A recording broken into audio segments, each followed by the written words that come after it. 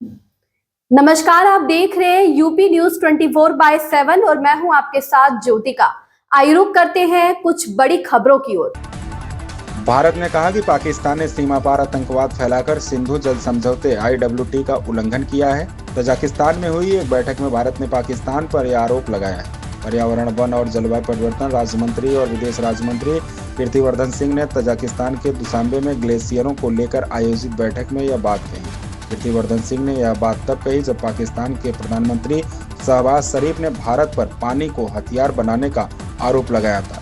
शहबाज शरीफ ने यह आरोप यूएन के एक मंच पर लगाया था। शहबाज शरीफ ने कहा था कि उनका देश भारत को IWT को रोकने की इजाजत नहीं देगा। उन्होंने आरोप लगाया कि भारत लाखों लोगों की जान खतरे में डाल रहा है।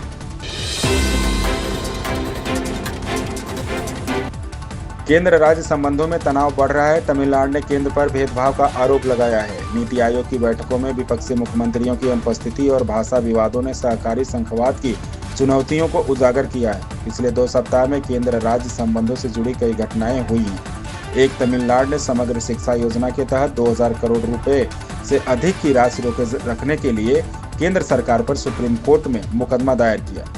इसने दावा किया कि केंद्र 3 भाषा फार्मूले के कार्यान्वयन को एजुकेशन फंड के डिस्ट्रीब्यूशन से चुपके से जोड़ रहा है। दूसरा, नीति आयोग ने अपनी 10वीं गवर्निंग काउंसिल की बैठक की अध्यक्षता की, लेकिन 3 विपक्षी मुख्यमंत्रियों ने इसमें भाग नहीं लेने का फैसला किया।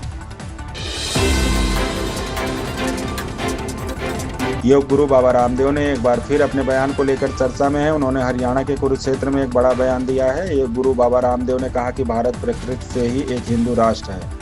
जो लोग आज खुद को मुस्लिम, ईसाई या किसी अन्य धर्म का अनुयायी कहते हैं, उनके पूर्वज भी कभी हिंदू और भारतीय प्रकृति व संस्कृति के उपासक थे।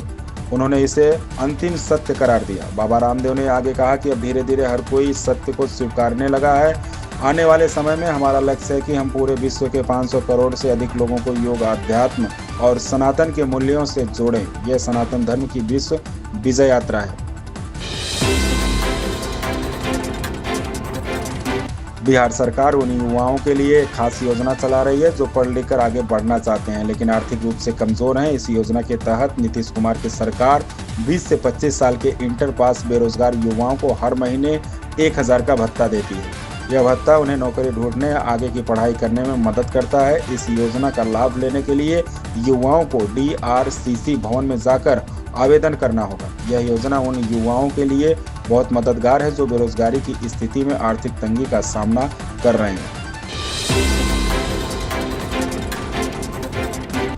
हरियाणा सरकार ने 2036 में होने वाले ओलंपिक खेलों की तैयारी अभी से शुरू कर दी है। 2036 में 36 मेडल जीतने का लक्ष्य लेकर चल रही हरियाणा सरकार ने इसके लिए रोड मैप तैयार कर लिया है, जिसे इसी वर्ष से लागू किया जाएगा। 2028 और 2032 के ओलंपिक खेलों के लिए खिलाड़ी अलग से तैयार होंगे। हरियाणा के खेल मंत्री गौरव गौतम ने बताया कि सरकार इसी साल से मिशन ओलंपिक 2036 विजयी भव योजना की भी शुरुआत करेगी। 10 से 12 वर्ष उम्र के छोटे खिलाड़ियों पर अभी से ध्यान दिया जाएगा। बाल खिलाड़ियों को इस लिहाज से ट्रेड किया जाएगा कि वे 2036 में देश और प्रदेश की झोली पदकों से भर दें।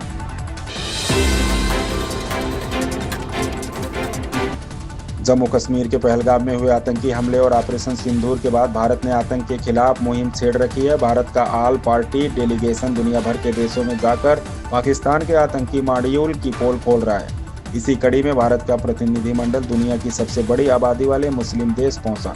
इस देश ने आतंक के खिलाफ भारत का पूर्ण रूप से साथ देने का वादा किया। नेता संजय झा के नेतृत्व में भारत का डेलीगेशन इंडोनेशिया की राजधानी जकार्ता पहुंचा, जहां आतंकवाद और कट्टरता को खत्म करने को लेकर बात हुई। प्रतिनिधिमंडल ने इंडोनेशिया के सबसे बड़े इस्लामिक संगठन नहदतुल उलमा (NU) के लोगों, राजनेताओं, पत्रकारों और व्यापारियों से मुलाकात की। देश में कोविड के एक्टिव केस बढ़कर 3400 के करीब पहुंच गए हैं, लेकिन इस दौरान 1435 लोग ठीक भी हुए हैं। केंद्रीय स्वास्थ्य मंत्रालय का कहना है कि हालात पर नजर है, अभी घबराने की बात नहीं है, लोगों को सावधानी बरतनी होगी।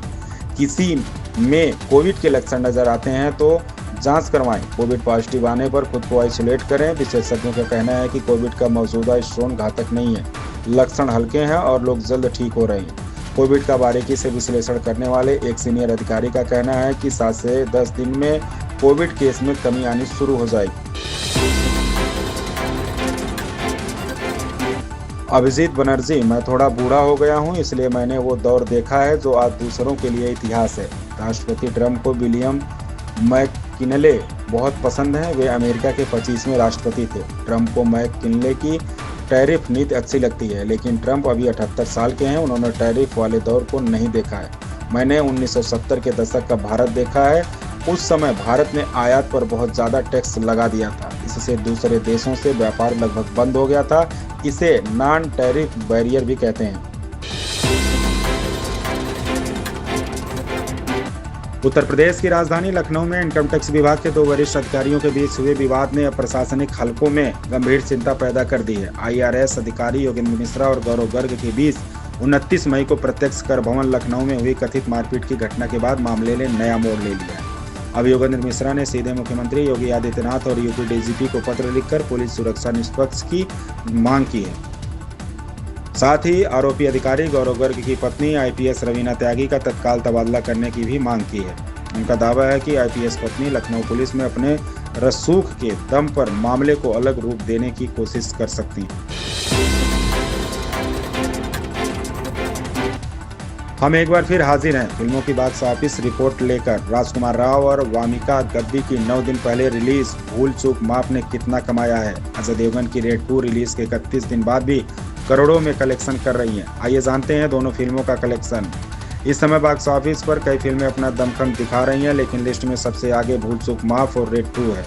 इस वीकेंड अजय देवगन की फिल्म ने चौंकाने वाला कलेक्शन किया। पिछले हफ्ते लाखों में सिमटी इस मूवी ने शनिवार को खूब कमाया। राजकुमार राव और वामिका गद्दी की फिल्म भी हाउसफुल 5 से पहले अपना पूरा जोर लगा रही है। बता दें कि अक्षय कुमार सहित 19 सितारों से सजी यह मूवी 6 जून को रिलीज होने के लिए तैयार है।